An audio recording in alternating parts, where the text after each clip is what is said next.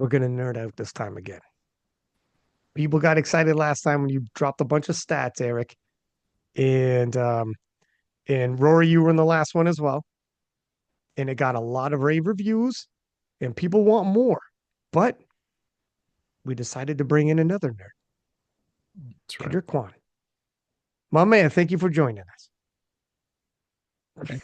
Thanks for having me. Thanks. It's good to be in the presence of a greatness. Yeah, you're not talking about me. You're talking about Eric Helms right there, but and myself as well. Thank you. Um, I it with the people we got, we could go in so many different directions. Whether it's nutrition, sports science, to obviously with Rory handling and well, I mean all you guys handling at Worlds and the whole nine, right? Coaching, you guys are all well versed. But we got some meat on the bone here for this one, Eric. Tell us what Yeah. we're gonna be. Well, first off, I think probably the best thing that happened to my King of the List podcasting career was you saying, and I quote, "Fuck Eric Helms" on the I don't remember podcast. that. I thought that was Joey Yeah, B. it could have been, but I remember it being someone with slightly less hair than him saying it, um, slightly. So now that you have like this required apology tour, I have carved out in the defamation lawsuit a semi-regular powerlifting sports science episode that is going to be happening on King of the Lifts. So Thank you if you were, for accepting this out of court, by the way. I no just problem, no ever so problem. apologetic and glad we settled. You know, Right. I'm more about, well, first off, when I realized how little money you had to actually pay me, this was the only real option. That's right. That's right. You're like, Jesus, what am I going to get from this? I'm like, you could come on semi regularly with, we'll nerd out. I don't know. I don't know. Bring your Sold. friends. Yeah, right. Sold. You got to have Kedric on, and I want to see That's right. Rory, and we'll do it. That's right. But I think something that probably not a lot of people realize is that as powerlifting grows, there's also some cool growth in the powerlifting sports science. And I don't just mean like exercise science that we shoehorn a little bit to try to be relevant to people who powerlift, but like legitimate research on competitive powerlifters answering very specific questions. So I think there's a lot of cool topics that we could cover. And I think a good bridge from the last one where we talked about what is the tip of the spear? Like, what is a true outlier? How do we define that? And how is that going to change over time?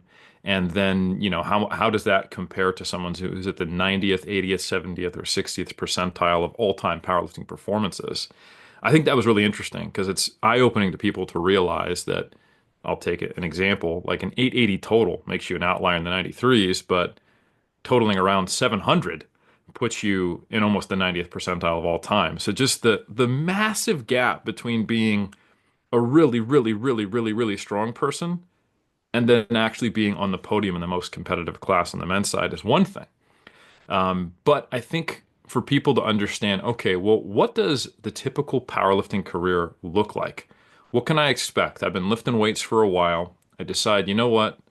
I'm decently strong. People in the gym look to me and they go, yeah, that guy or gal, they've got a pretty good squat, bench, and deadlift. Let me try my hand at competing. What can people expect? How much of an increase in their total will they get in the first time period? Uh, like, say, the first year of competing versus how far will they get after, say, a decade of competing? And then what if you're someone who is not starting in your 20s? You're starting in your 40s or 50s or 60s even. I think there's some really kind of cool data out there as to when do powerlifters peak, how long does it take them to hit that peak, and what happens to masters lifters? Because we're often concerned, those of us who age begins with a number like four. I'm not going to say who that is, I'm but I'll 27. just, yeah, I've turned 29 for the 13th time last week. You can do the math on your own there. Um, so, like a lot of people are really interested in lifting and sarcopenia, osteopenia, getting older, like if you jump on Instagram and you're a male over the age of 30, you've probably gotten pitched an affiliate code for testosterone replacement therapy and been told that, every single problem you have in life is probably due to that. And in fact, it's actually just due to the existential dread that you've been dealing with at turning older. But nonetheless, I think it's really cool to talk about that stuff. And I know that both Rory and Kedric, I have some insights on this as well, both from reading the research and also from their coaching experience, because we've all had the privilege of working with people across the age span. Some people from the very start of their powerlifting career, even when they were juniors, all the way till the peak of their career, and then beyond it. And I think, Ryan, you've had a lot of really good examples of discussions of or even with some lifters who've been in the game a long time. Like in the PA Nats review, yeah, we were hitting up some of the really crazy performances, listening to you guys talk about Anthony McNaughton or Joe Bornstein, or Taylor's comeback in the 83s, most notably in his 30s, clearly showing like, no, you guys were greatly underestimating when my career would be over. But there's been others, like Mike T, hit him still being relevant in the game at this stage, and other notable ones. So I think in sport generally, I don't know if you guys would agree with this, but I think we tend to think that people are going to peak in their 20s, late 20s at most. But I think if we think about what powerlifting is compared to other sports, we see that may not actually be the case. So Ryan, you're a boxing aficionado. You're a mixed Yes, sir. martial arts aficionado. When do typical fighters hit their peak? Between around late 20s and then around 32, and after that they start petering off a little bit. Not Yeah. totally, but start petering off a little bit. Now, obviously, there's notable exceptions. Like I think the George Foreman story is incredible, right? That's what makes it such an incredible story. Yep. Exception, not the rule. Yeah. So the reason why in most sports we see a decline in age, or sorry, a decline in performance with age, is due to the key determinants of those sports. So if you want to talk about how quickly do you run, especially short distances, how high do you jump, how hard can you punch, it's not just about how much muscle mass you have, but how much you can accelerate, contract quickly, and produce power. So there's an element of velocity to it. So you can still have those meaty arms and be able to synchronize your punch really well. But if you simply can't get the velocity as high, the net power output will be lower. So Mike Tyson punching you when he's 19 or when he's 35 are going to be different. I don't want either one, but I would, if I had to choose, I would you take 35. you're gonna wake up the next day either way. You won't feel, you won't notice the difference, but it will. I got you. I got you. Exactly. So the interesting thing, there was a really cool paper that was done back in 2018 that looked at the typical average peak age that weightlifters and powerlifters hit their top performance. And the reason why I really like this paper is because I think the typical person, like when you go to the barbecue, with your family, your uncles, he walks up to you and he goes, "So you still doing the powerlifting?" And he'll either do one of two movements. He'll either do a bicep curl or an overhead press to demonstrate your powerlifting, neither of which is in powerlifting, of course. But the typical person, that's their level of knowledge about powerlifting, right? It's just the lifting thing, and they forget that it's not weightlifting. So to them, they would probably anticipate that a powerlifter and weightlifter are going to hit the peak around the same time point in their career. But there's a huge difference to the performance of weightlifting. Weightlifting, how high you can get the bar to go, is very much dependent upon how strong you are, but also you don't have to get the bars high if you can rapidly snap below it and be into a full, highly flexible position, lock your joints, and catch it. So there's a component of not only mobility, but also speed independent of strength that influences weightlifting performance. Getting under that snatch, getting under that jerk, being able to do the Lu Jiaojin squat jerk and be in the weight classes have changed, would be equivalent to like an 83 or a 93 kilo lifter and standing up with an overhead squat of over 200 kilos. It's insanity. And the level of athleticism required is very, very power dependent. So that's why we actually see that weightlifters, rather than powerlifters, peak earlier. So when we look at powerlifters specifically, we see all these examples, like I talked about, of people peaking relatively late. But Lu Jiaojin famously went back to the Olympics in his early 30s, and he was lauded as, "Oh, wow, this is amazing, won a gold medal." And I think he might have been maybe the only male to have won that many gold medals, and especially have done it in his early 30s. And that's because the typical weightlifter peaks at 26. And That's pretty normal. That's what you would compare to most other sports, like you were saying with boxing, or what we would talk about in track and field, especially short distance events. That's exactly what you'd expect. And furthermore, Eric, yeah, I go want to ahead. jump in. I just want to ask you a clarifying question there. Hmm. Just for the audience, you used the word power in there, and I think you mean something very specific by that, which is not I necessarily do. what how people would use it in like regular conversation. So can you just describe for like us and for the audience like the precise thing that you mean when you say when you're talking about power for weightlifting? Absolutely, yeah. So the funny thing is, powerlifting is a bit of a misnomer. From a physics perspective, power is force times velocity or work over time. While force, which is more tightly correlated to the actual raw strength, like your peak force, for example, that is mass and acceleration. So there is a component to how quickly you can accelerate it, but acceleration is about overcoming the inertia of an object, which can be done slowly. And we've talked about, oh, if Taylor breaks the ground with that deadlift, he's going to get it.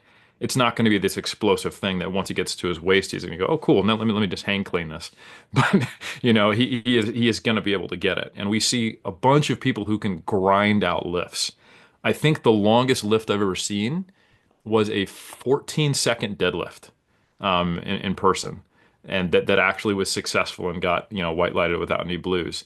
We've all know these examples, and we even would categorize a highly skilled lifter in powerlifting as someone who can complete a lift without actually getting out of position or getting so slow to the point where there's downward movement or they get pinned by the bar, as someone who is a highly skilled lifter. They're eking every little bit out of themselves if they have if they can grind through lifts. Like Penna is an example of a highly skilled grinder.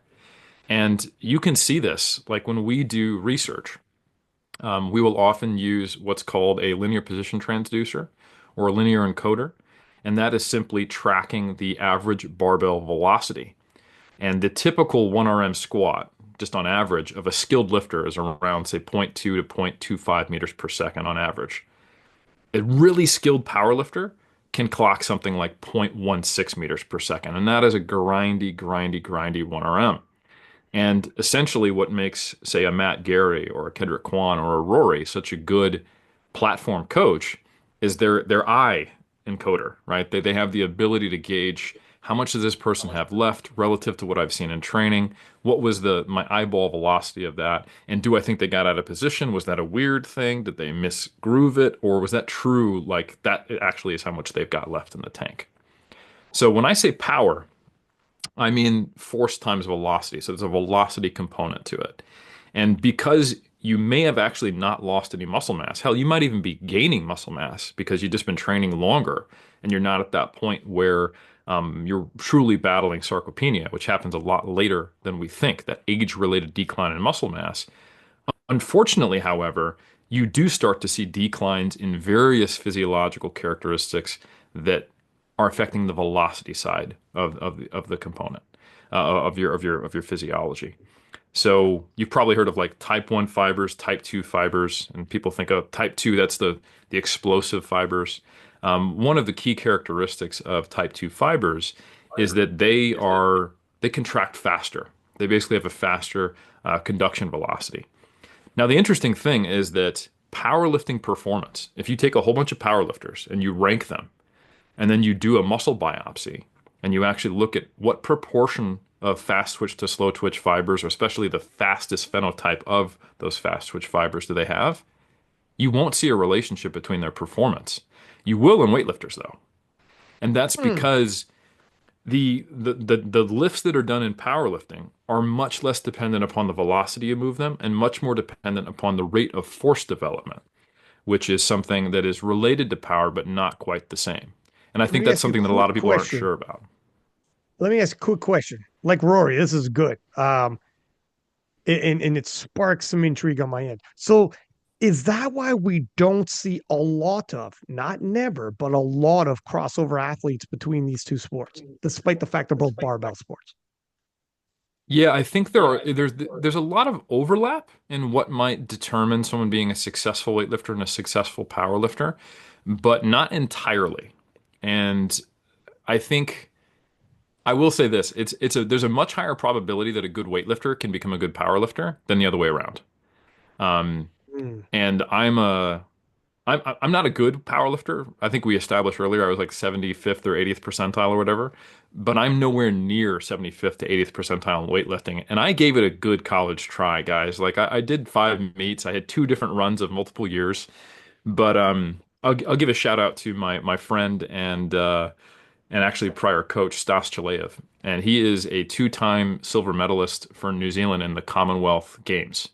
Um, and he was in a similar weight class to me. I think at the time it would have been the 105s or 100s. I can't remember, but he's like one weight class up from me.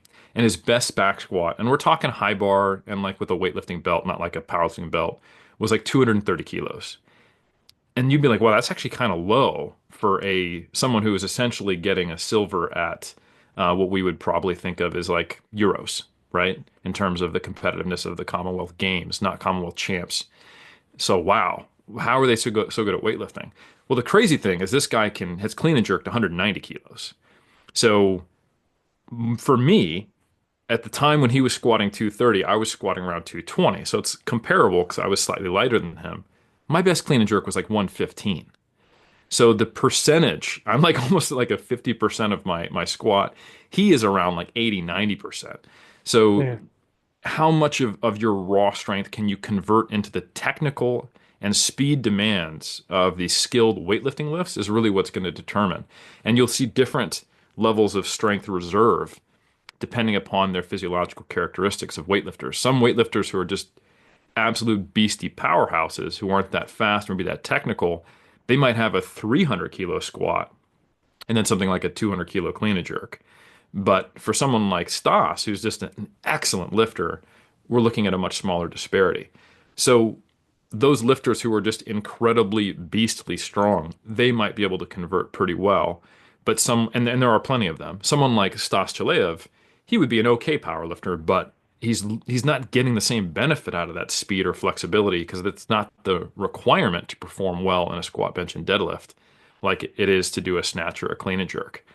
So I think that's a really interesting thing. So there's a mobility aspect to it, and there is also a speed component. Because being able to get all your muscles to contract faster isn't going to be as important as what's the peak force development they can have, which is what's important for powerlifting to overcome, those sticking regions and keep the inertia moving. So that's the main difference, I would say. The only caveat to the muscle fiber thing is that type 2 fibers do have a little more propensity to grow. And what does correlate really strongly with how strong you are in powerlifting, if you look at elite level powerlifters and you do various measurements of muscle mass, you can look at their lean body mass, you can look at their muscle cross sectional area, their muscle thickness, any measurement of basically objectively how jacked you are is a moderate to strong correlation with their total and how competitive they are at the highest level. So if someone has more type 2 fibers, those fibers typically grow a little more and can get a little bigger. So it's not that the fibers are inherently stronger than type 2, and I use strong in terms of peak force production. But if they're bigger, then they can produce a little more force. But the differences are relatively small. But in weightlifters, yeah, if you are not type 2 dominant, you're not going to be a top level weightlifter. Really? Yeah. So So anyway, yeah, yeah, that's interesting. Okay, go on. probably why. That's probably why we see a relatively young age for when weightlifters peak, which is in their mid 20s. And I think another really interesting thing is how much variability is there around that peak. So in stats, we typically use what's called a mean and standard deviation. For those who listen to our, stats podcast, we talked about being 3 standard deviations over the mean makes you an outlier, right? So in this study that was done in 2018 by Solberg and colleagues, actually 2019 was when it was published, 26 was the average age of weightlifters, but the standard deviation is only 3. So that means an outlier would be someone who is 35 and still performing at a high level, which is why, the example of Lu Xiaojin approaching his early and mid 30s and still being an elite level powerlifter is so impressive. Because in terms of his age peak, he's an outlier. But the interesting thing about powerlifting, because it's not so dependent upon velocity, which declines before your muscle mass declines, is that the average age of peaking is 35. And I think that's a pretty high average compared to what most people think. People are thinking like the narrative right now around Taylor, who's around this age, is that wow, this is surprising. We thought he was over the hill. No way he could come back. And there's even narrative around people like, like Tony Clip. Oh, he's 39 and he's at his peak. Like this is crazy. It's really not that crazy because in addition to the average being 35, the standard deviation is 7 years, meaning that it's totally normal to hit your peak in your early 40s, like at 42. And it's not that abnormal to do it at 49. And there are notable examples of that. Easy bit. Wow. I have some follow-up questions, Eric, and maybe I can direct some of them to Kedric. But so first one is like, how much of that is sort of physiological? Like, how much of that is you sort of hit your peak physiological ability to produce force at like 35 plus or minus 7 years? And how much of that is like social or cultural? Like, is that something that you're able to answer? Is that something that maybe contributes to that narrative of that, like, earlier peak than the stats actually reflects? Mm. My guess is that it's actually a third factor that is probably the main determinant of when powerlifters peak, and that is how long can you stave off substantial injury? I think there was something I told Bryce Lewis in 2011. I'd been coaching him for a year, and I watched his rapid increase in strength that was like, whoa. And I told him, if you can stay free of major injury, you're probably going to end up with a world championship title at some point. And we did stay free of major injury, and he did end up with a world championship title. So that one Nostradamus moment was correct.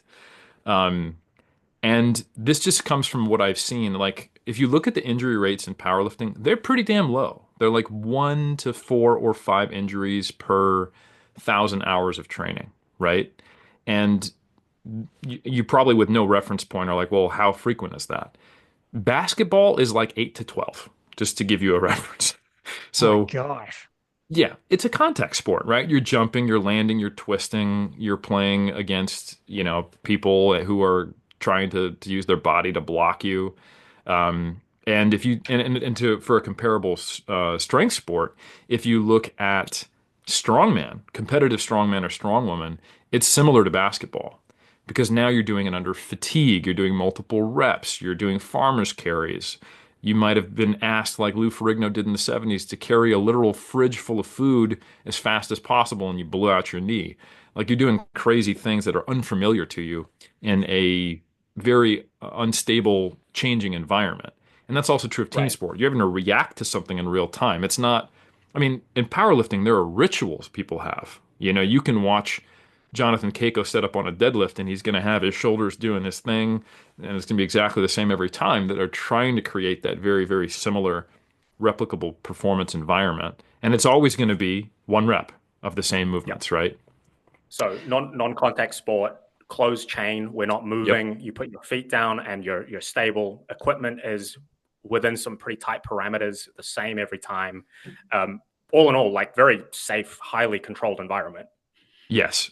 But if you take, let's say, the average, 2.5 injuries per 1,000 hours, and you compete for 20 years, you're going to get hurt. There's no way around it. It's just the odds, right? And I think that is the question of how bad did you get hurt? What was the psychological impact of getting hurt? And does it stay worth it for you as it gets harder and harder and harder and harder to make progress? I think that's another thing we need to discuss, is that I think psychologically, let's say you do make it through the crucible of just lasting 20 years and not getting hurt. You then have to make it through the crucible of your motivation changing. I mean, how many powerlifters have come on King of the Lifts who are at a very high level, who these days are starting to get a little bit of the Ricky Bobby mentality? And I was reflecting on this, and I love you, Delaney. Shout out to Delaney Wallace, but you were like, bro, you placed second in the most competitive 83. Sorry, you made the podium in the most competitive 83 lineup of all times against Joe Borenstein, who totaled 900, first person to ever do it, as well as literally the GOAT, Taylor Atwood, coming back and putting up the bigger total than even Russ did. And he didn't go 9 for 9. That wasn't, peaked out. Maybe he could have hit an 895 or even 900 if he'd maybe just been slightly different attempt selection on the bench and squat. And Delaney was like, yeah, I don't see it, man. It's either last or first. He literally said, if you ain't first, you're last. He just didn't have the Ricky Bobby. Really? Like I was listening to Delaney, I was like, I get it. He's a competitor, but he's like, maybe in the future I'll be able to look back and care, but if I don't win it, then what's the point? It's all the same. And there's a lot of people who've expressed that sentiment. And that's a really common, I would argue, a problem in sports psychology because it tends to lead to early burnout, and people not being able to focus on the process of what's going to get them the outcome they want of winning because they're too focused on the outcome. So anyway, the reality is that you make much faster progress early on in your powerlifting career. And I think that the magnitude of that would be startling to people as well. So you have to be willing to keep going. So 20 years into your powerlifting career, you may still be able to make PRs and improve, especially if you started in your early 20s. Let's say you started as a junior, you're 20. By the time you're 40, the odds would suggest that you've got a decent chance of still being able to peak. But are you going to do what's necessary? Have you gotten hurt? Do you still care?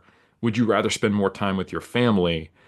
Does the aches and pains that you feel, make it worthwhile? And then also, if you're too focused on the external locus of control, the outcome of winning, let's say you're a mid-level powerlifter. Let's say you're totaling 650 at 83, and you just watched Joe Borenstein total 900.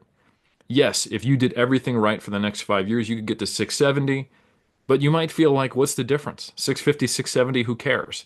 Unless you have a strong internal drive to be the best you can be and get the best total you can be, you know that nobody in the world cares whether you total 670 or 650 except like your mom, your wife, and you.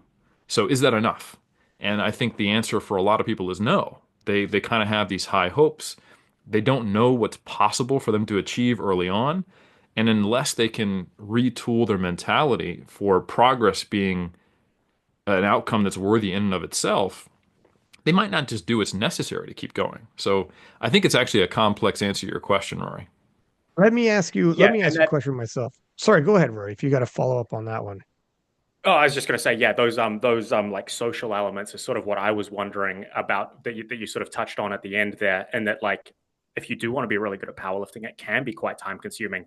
And when you're 40, that putting 12 to 16 hours a week into a sport that you love, but it might not love you back, is like maybe not how you want to spend your time anymore. But when you're 20, that's totally different, right? Go ahead, Ryan. So, have we noticed that the peak years of powerlifting athletes, has it been getting younger over time? Do you know? And I have a theory That is on this. tough.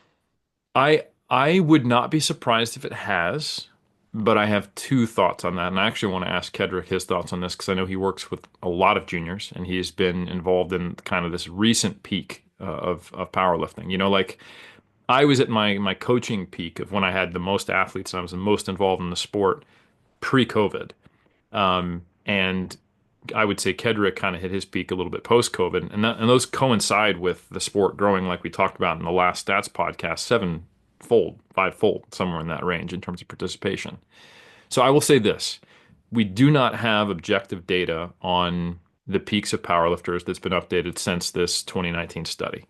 So it very well might be different, and it might be that with greater participation, we have a better idea of what types of characteristics will make up the best powerlifters. Because if you have not a big enough sample, you can get someone who is an outlier and they're going to be better than someone else at their peak just because they're that kind of freak. Like, we see examples of the people who are really, really, really, really good 6, 7 years ago wouldn't be the best right now. They'd still be good. And if there's no one for them to compete against, they're going to stand a little more in isolation than in the modern era where there's just too many people waiting in the wings to take your spot. So, my guess is that the peak may be a little bit lower than 35, or that standard deviation is maybe a little tighter now, but I'm not sure. But I would love to get Kedric. What have you seen in your coaching experience? Do you think that's something that is shifted? Are you seeing people peak earlier?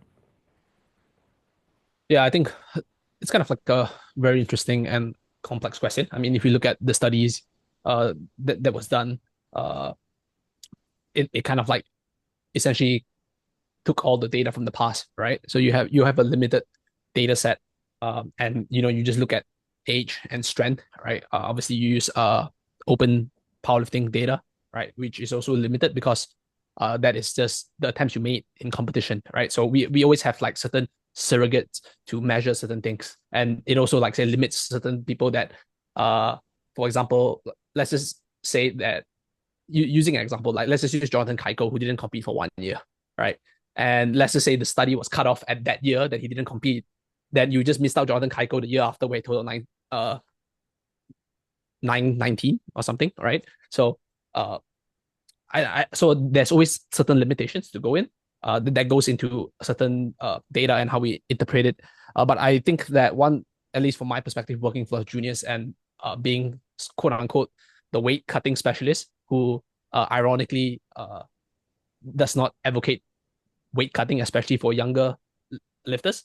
An interesting phenomenon that you can see now is how many lifters are willing to actually bite the bullet and go up a weight class, right? Because when you're young, and we assume that you peak when you're young, right? You have a certain. It is kind of like, you have to understand that increasing muscle mass takes time. Okay, right? So if you are actually trying to increase muscle mass, gradually across time, right? From your, let's say when you're 18 all the way to your 25, right? You may be able to peak when you're 25. Well, if it's someone who is consistently wanting to stay in a lower weight class from 18 to 25, they might not necessarily peak when they're 25. So I think that there's that complex interaction there, especially with studies showing now the strong correlation between muscle hypertrophy, right, lean mass and strength, the ability for younger lifters to accrue muscle mass at an earlier age and not be in a deficit, right, or at least eat well at a much younger age would allow them to peak probably slightly earlier. For example, we look at examples like Taylor Atwood. Okay, so Taylor, this is like the return of Taylor, right? But Taylor also moved up a weight class, So you consider that factor, and Taylor has been 74 kilos for ages. And I mean, Ryan, you repeated this multiple times in your podcast, and Taylor said the biggest regret he had is not moving up a weight class earlier. So right now we say that, oh, Taylor is still peaking, right, at roughly 35, 36. But if Taylor would have, let's just say in 2019, after he won his last world championships, stop, or maybe after he totaled his like 840 something at 74, it's like, okay, cool, enough is enough, I'm just going to go up right now, right? Could he have totaled 900 now? The question is that we don't really know, right? And then obviously if he totals 900 or 910, right, Joe Bornstein, let's assume that Joe Bornstein still totals 900. So you have an older lifter who beats out a younger lifter, and then obviously those age values would then kind of like skew the data. And obviously, like I said, I'm just using individual examples, but it's very hard to project it into like across 20,000 lifters, right? Because 20,000 lifters, they all make their individual choices, whether to stay competitive or not. And I do think that ability to gain muscle mass, right, when you're younger, especially when you are in your quote unquote your prime age, right, when you have life pretty much cut out for you in certain aspects, not everyone, but if you're or you're essentially just responsible for yourself, right? So maybe you're either working at early stages of your career, or you're still in college, right? And for men, you're probably at your peak like hormonal age, and if you can really allow yourself to grow during that age, you may be able to peak at a slightly younger age compared to someone who's like, okay, cool, I'm just going to like consistently starve myself. So I do think that gradually over time you will see lifters moving up. Like for example, Jack Reynolds, right? We know his top end strength is actually quite high, right? Especially when you move up from the 83 to the 93, right? Now he's roughly 90 kilos, 91 kilos. He total, like, put on like some ridiculous amount on his total, right? Yet to show it in competition, but like say competition has a lot of complexities baked into that with attempt selection, how you feel on competition day. So we know, for example, like looking at the younger lifters, while they may be absolutely really strong, they might not be a good competitor. So like Jack Reynolds barely competes at national meets, right? He can execute in the gym, but he might not be able to execute in competition, whether that's a maturity in terms of mental maturity as well, the ability to handle stressor, that also plays another role on what that total is registered on open powerlifting or open IPF. So I think that there are a lot of issues. And I think the big thing for me is that younger lifters may be able to peak earlier, but I think that their ability to put up that a good total might not necessarily be there because they might not be that good a competitor. So I think those are certain, for people who actually go down and read the study, those are things they have to consider why the values are as such. It doesn't mean that because this then that, right? Especially when you're looking at like a sort of like a prospective cohort study, you're looking gathering data from the past. And I mean, like, when it comes to science, I guess we always have to like nuance stuff, especially to just for the general listeners, just to make sure that they are interpreting at least the studies well with certain caveats. And I mean, you look at, for example, Ryan, you probably agree as well. In 2024, Gustav Hedlund, probably the male IPF lifter of the year, right? And sure, Gustav has always been strong, right? 2018 Calgary as a junior, he has always been strong. But coaching Gustav and speaking to him, he would be the first person to say that I have just also not only become stronger, but I have also become a better competitor across the years, right? His attempt selection is much better. He was the only lifter who went 9 for 9 at Sheffield, right? So those are certain things that plays a role as well. And I think that, when we talk about other sports, right? I think powerlifting is very easy to kind of like make certain extrapolation because it's, very static. It's just one plane of motion. The demands are, very simple. Sure, if you have, you might not even need like, fast twitch dominant, right? If you're a slow twitch dominant, you still can succeed. But if you have other sports like boxing, right, very, very complex. And the reason why I know it's complex is because when I do my studies on weight cutting, I try to look, Eric, if you going through my 15,000 literature review, right, I try to take the data from combat sports and try to bring them into powerlifting. And I went through the difference and complexity in combat sports. You have the mental aspect, right? So, I think that the decline in mental sharpness plays a big role in boxing, right? Not to mention if you get punched in your head, it probably impact you more, right? So if you can avoid getting punched in the head, you're probably better. I'm not sure. I'm not sure. Maybe the defensive stance that Floyd Mayweather has of just protecting himself, making it a very boring boxing match, allows him to be successful because I probably don't get punched in my 100%. Head as much. Who knows? 100%. And like football as well, right? Like football. You Americans call it soccer. There's complexity involved, right? We see that different positions peak at different age, whereas goalkeepers, quarterbacks have longer careers. Yep. In American football, that's yep. Yeah, goalkeepers at 40, right? They can still maintain a certain they can still play at a high level at 40 years old. Whereas if you look at strikers or like wingers, like past 30 is like you're probably your fees on the transfer market greatly decreases after you're 30 years old, just because you're probably not going to be as good. So I think that there's a lot of complexity involved, and the complexity when it comes to taking data from your meets, you have one side you have to juggle how strong this actual lifter is versus how strong he or she is as a competitor. And I think that as lifters mature and compete more, right, they have the ability to be a better competitor increases, which probably increases their likelihood of having a higher total. And also from our lab, where we look at data, where we look at elite lifters, they tend to manage their weight cuts better, right?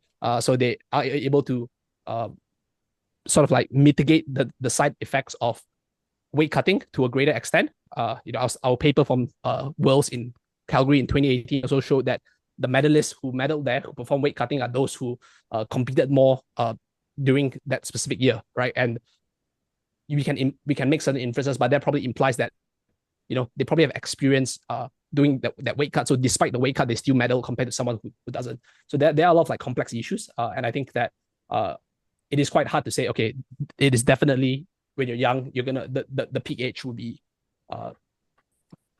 the peak age will grow lower, and like Eric said, the standard deviation might be wider. And if you actually speak to Joe Bornstein as well, you can tell that he is probably a lifter that's relatively young, but also probably has his head screwed on, and he has certain elements in his life that's well controlled for, right? People can argue whether should he have done 900 on his second attempt for his deadlift. That's probably maybe one of his the sides of him being a young lifter showing, but those who are good, would tend to be able to have both that I would say that physiological baseline well handled, but also the mental maturity beyond a certain age, especially when you consider like current research shows like, males haven't fully mentally mature until they hit like 25 or 26, right? So those I think it's younger actually juniors who 62. are yeah. So yeah, I think that it's I'm an outlier is for quite that stat. complex. So let me try to summarize that there, Kedric. That was a very good but long answer. Let me know if I have misrepresented what you said badly. It sounds like you think that there are sort of three key factors that determine when any individual is going to hit their peak. One of them is the physiological baseline, which is like just how much muscle mass can you pack on, and that sort of like is one of the key determinants of how strong, like the raw strength that you can actually develop. One of them is the maturity with the attempt selection and the ability to be like a good competitor, sort of make those decisions based on the strength that is there and not the strength that you hoped is there or wish is there. And then that third one that you mentioned was that like managing your weight, and maybe I'll broaden that to sort of like managing external variables, sort of in a way that you can control. I mean, you can never stop them sort of impacting you, but sort of like mitigating that to the best of your ability. Were those the three factors that you covered there? yeah, it was like I you think weren't that even listening. for the bro. third fact. I knew this was going to get too highbrow for I think Rory at some point, and I gotta apologize, gentlemen. He doesn't have a PhD like us. Go ahead. I have to Go ahead, represent the audience. That's right. No, That's what you're I here think for. those type of summary questions are great. Yeah, I think that is an accurate representation. I think the third point, we can just summarize it as in like experience as a competitor, whether that's managing your lifestyle, that you need to lead as a competitor at a high level, whether that's weight cutting, managing even pre-competition stress, right?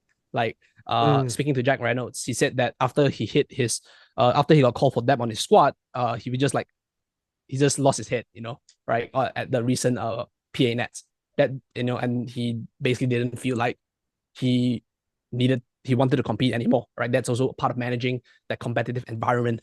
So I think your summary, Rory, is accurate, but I just like to broaden the third one slightly more to like experience in general, because there is certain things to be said as well.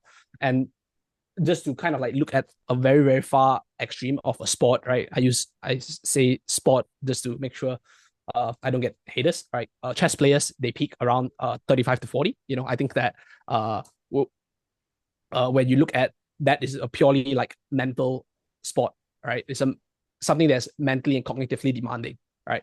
And it means that after a certain age, they probably need a certain amount of years to be good, and then after a certain age, there will be a decline, right? Just because cognitive function slowly decline, and we probably cannot attribute that to being punched in the head, because I don't know how often people take chess pieces and throw at their competitors or smash the chess clock on their head. So that's another extreme that how. I mean, chess boxing is a real sport. There are chess players getting punched in the head. That is a real sport, unfortunately. But yeah, that is kind of like certain, like how I like to do things is just like isolate certain like elements and then see what are there any interactions. But yeah, I think that like the mental aspect, the physiological aspect, and then the whole experience aspect of like, which is kind of like balancing. It's a balancing act, right? Those three are the most important elements, I would say, on determining, or I wouldn't say determining, but allowing the probability of someone peaking at an relatively earlier age. Yeah. Let me snowball a little off this. Sorry, Eric, before you, I think you're going to take the ball and run it down the field for us, but let me toss it me for 1 sec. I'll do a little jig and I'll toss it back to you. But because you hit a lot of good points there, Kedric. I'm glad you threw that to them, Eric, because you hit a lot of good points. On the psychological aspect, 100% agree. I remember reading an article by Sports Illustrated. This is going a little ways back, and they actually highlighted a number of Olympians that were in their 40s. And in the interviews with the athletes and the coaches, there was a swimmer, a lady who was 42 years old who got a silver medal in the Olympics. Swimming. I mean, this isn't to your point about just generating force through slow grind or whatever. This is quite a bit different. And the lady was talking about how mentally to deal with the pressure, she is so much more inclined to be able to deal with it at 42 than she was at 22. And she was swimming at 22. She just could not handle that type of when the sport deals with exhaustion, if you're ever nervous, you get so much more exhausted so much quicker. I'll tell you that right now. So I mean, it's a huge difference between, hitting a punching bag and then jumping in the ring. And all of a sudden you're like, I got tired in like 2 rounds, but I could go all day on the bag. I bet. But you're going to get a whole lot more nervous. And how you deal with nerves, huge in sports. You alluded to Kedric, the, attempt selection and whatnot, but same deal. Same deal. Show up at Sheffield. Let me know if that impacts you at all. When you can't calm down, you're going to get tired. I felt it before previously, powerlifting, just like, at national levels. And I competed at worlds too, but I tried to calm myself down. I'm a naturally excitable guy, but I'm like, I cannot stay up for 3 hours. Thank you very much. Not like that, but just period. I think 100% when you said athletes, like for instance, Jack Reynolds misses squat, you rally back. Don't worry about it. Easier said than done. Easier said than done. I talked about, George Foreman. You had mentioned he didn't lose until he was 48. He won the title at 45. And at 45, he was psyching out the 26-year-old using, psychological ploys the whole way through. And then in the actual match, a match that he had been losing every round of, in the 10th round, he saw his opening. Now, this is one thing to not lose your head, missing attempts and staying in the game. Get tired, get pummeled, and have 20,000 people watching and a million people, pay-per-view or more, and the world's watching. And 10th round, and when your opportunity comes, 1 second, split second, you're in the right state of mind to seize it. In your 40s, he could do that. In his 20s, he got completely rope-a-doped by Muhammad Ali famously. In his 20s, he just fell for all the ploys himself in his 20s, and Muhammad Ali did that to him. So there's a huge benefit, Kedric, to what you're speaking of with being wiser with age and be able to handle pressures that earlier you couldn't, and having everything perspective gives you in life.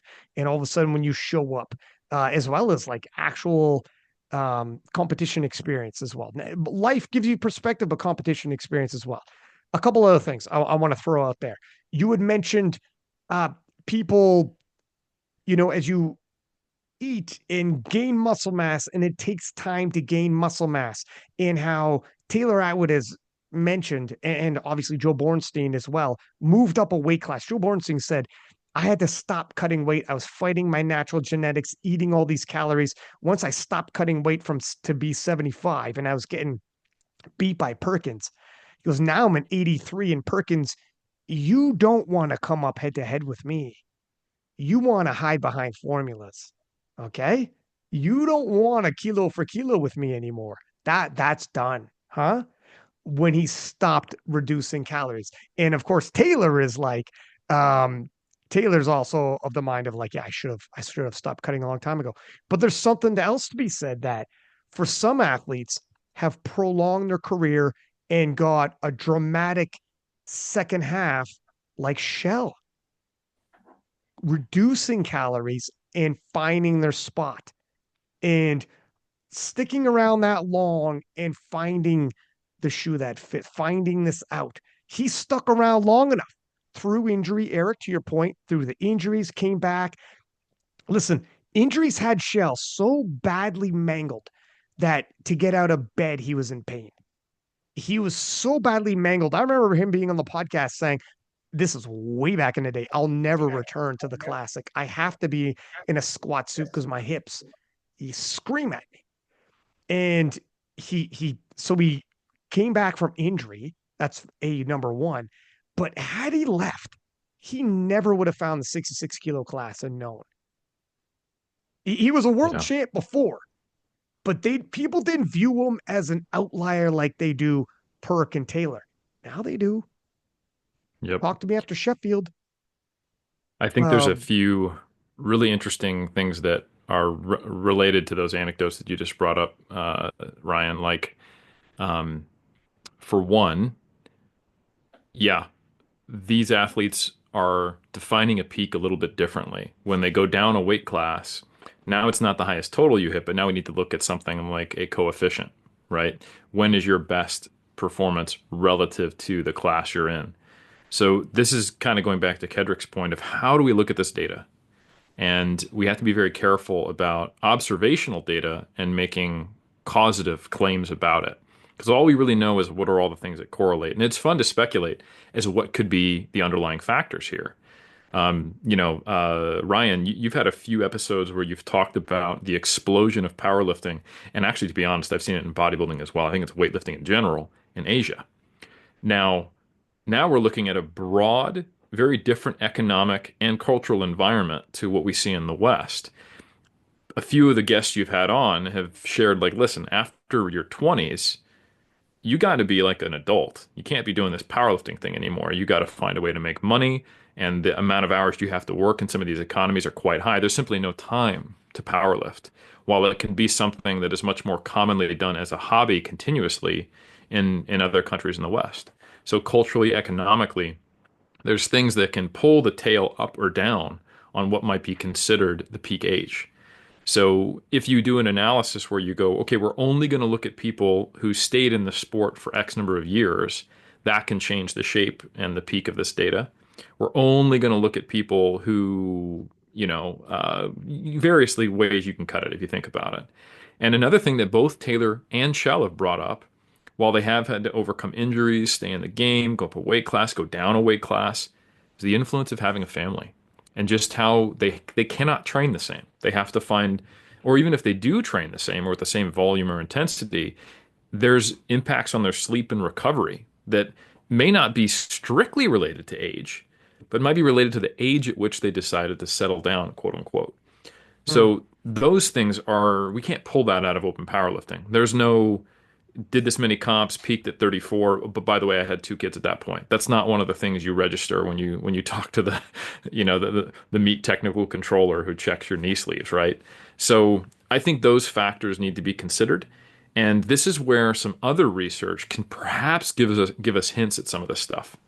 So there's another cool study. The one we were talking about was by Solberg in 2019 that looked at the peak of, peak age of powerlifting performance, and as well as weightlifting performance. If anyone wants to look it up, peak age and performance progression in world-class weightlifting and powerlifting athletes. But there was another one that was done on the peak age and performance trajectories in para powerlifters. So this is looking at the para Olympians, those who, and this is by Severin and colleagues, came out just in 2023. And they actually found that among men and women, the average weights were 36 and 41 for the peak ages for them performing. And I think that tells you that perhaps, if anything, some of these social cultural factors and potentially even psychological factors are dragging the peak age lower. And this could just be me, finding a whole lot of cope as a 42-year-old, but I think this is probably an accurate way of looking at the data because I will tell you one thing about Paralympians. While some of them are absolutely, born with the physical qualities that make them a Paralympian, others are athletes who became a Paralympian because of an accident or some type of disease state that resulted in them fitting that criteria. And I'm not super in depth with this research, but I would not be surprised if they are probably better at having an internal locus of control, higher self-efficacy, and being a little less externally focused. I would also suggest that injury rates specifically due to training are probably lower when you're doing bench only. And I would also think that Paralympians, they tend to stay in the sport longer and compete longer and start later as well. So I think this tells us a bit that the age-related quote-unquote decline in your ability to perform is probably not the main factor that is making it be in the 30s. That, if you could remove families, economics, injuries, and just go, right, what is your raw physical ability to keep getting stronger? It would probably extend even further than this peak. And the final study that I want to bring up, which actually I think there's a lot to be said about, which we can talk about next, is by Latella and colleagues. Honestly, one of my favorite powerlifting sports science studies because it looks at the whole career of powerlifters. And it's titled Using Powerlifting Athletes to Determine Strength Adaptation Across Ages in Males and Females, a Longitudinal Growth Modeling Approach. They looked at open powerlifting data and they looked at people for 10 years of competing, right? But one of the cool things they did is they also looked at men and women in different masters categories and female masters 3 and 4 athletes. So over 59, okay? And then over 69, okay? So we're talking 70-year-olds still getting stronger year to year. And only among men who are in masters 4, so over 69-year category, were they starting to actually see a decline in strength. So this is being changed because some people are not even starting lifting until they're later. But if you just look at masters, it's not until Masters 4 do you actually see them getting weaker over time. They're still getting stronger. And even in Masters 4 for women, they're still getting stronger. So this is between the Paralympian data and this data from Latella. It makes me think that these peaks could be even later if it was purely based upon physiology. So there is a big, to your point, Rory, and also to your point, Kedric and Ryan, there's a lot of factors at play. And it's not just like, can I get this old body up and to doing the thing? I would think the data would indicate that if you can stay healthy, if you can stay active, if you can do the right things nutritionally, if you cannot make the mistake of falling in love with someone and creating new humans, we have plenty on the planet, and just focus on lifting barbells You don't got to like a fall in love to rational make human. new humans, Playboy. This is Okay. true. Well, just pay the Rory alimony, shook pay the his child head. support. Rory judged the fuck out of me right there. Yeah, I don't know just if you guys seen that. Hey, relax, bro. All right. yeah, Don't yeah. judge You don't me. need to raise the kids to have them either, Ryan. I mean, let's Right. let's think That's right. strategically. That's right. You know? It impacts my lifts, Rory. Come All on, right. bro. I did what I I'm had to trying to do, Barbells. bro. go. No, I'm I got on your side here. Barbells are the okay. I'm most sorry. important thing. Everything else, superfluous.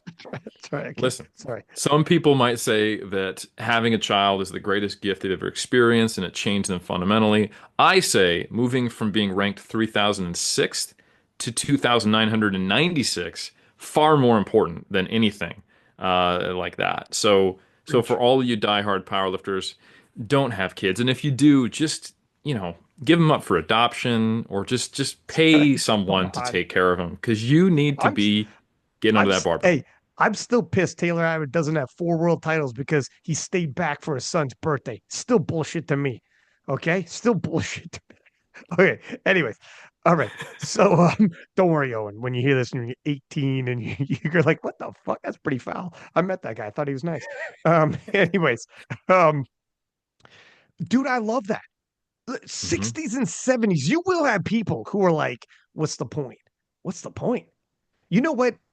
Freaking fame, this went viral. Arnold Schwarzenegger, who was like 70, was talking to Logan Paul. And Logan Paul, it was like, you still lift now, obviously. I mean, Schwarzenegger's still jacked. And Schwarzenegger goes, yeah, I do. And Logan's like, why?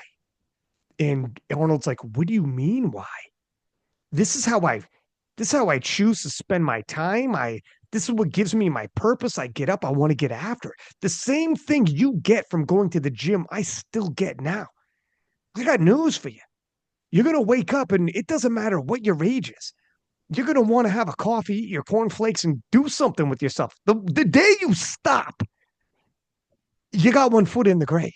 I got news Hmm. for you about that.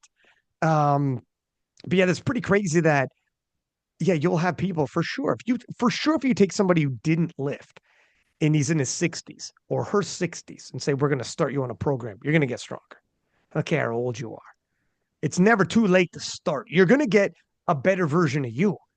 Now, you might say, what if I started in my 20s? And this is another famous Joe Rogan clip. He's like, yeah, but what? Geez, I found this in my 50s. I wish I would have found this in my 20s. Yeah, but you didn't. You found it in your 50s. Get to work. Who cares? Get to work. You're going to be better than you were if you didn't. Start working. Stop what ifs. Get going. You're running out of time. You found it now. Get going.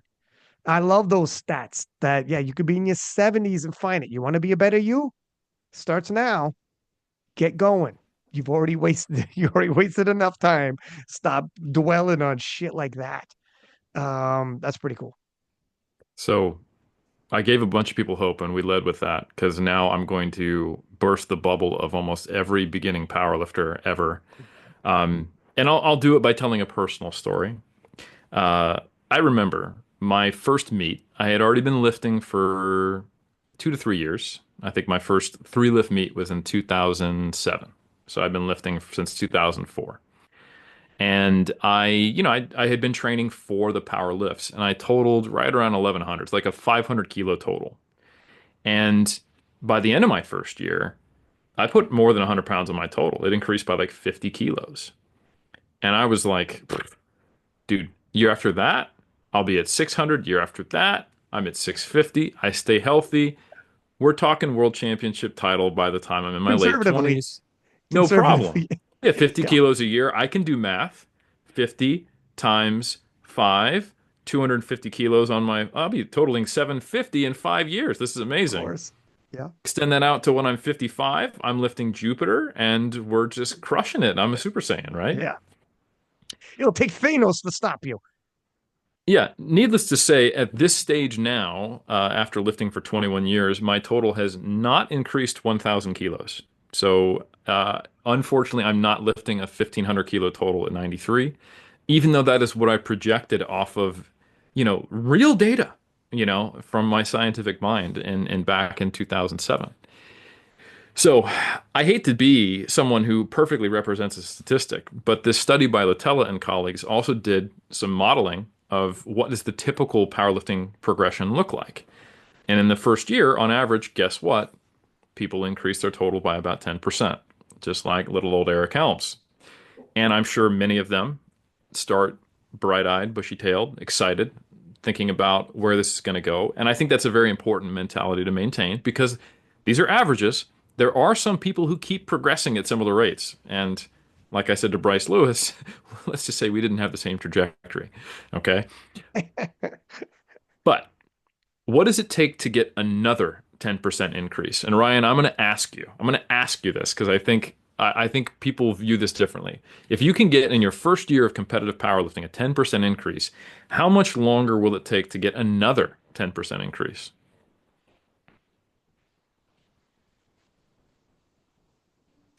Newbie gains are real. Hmm.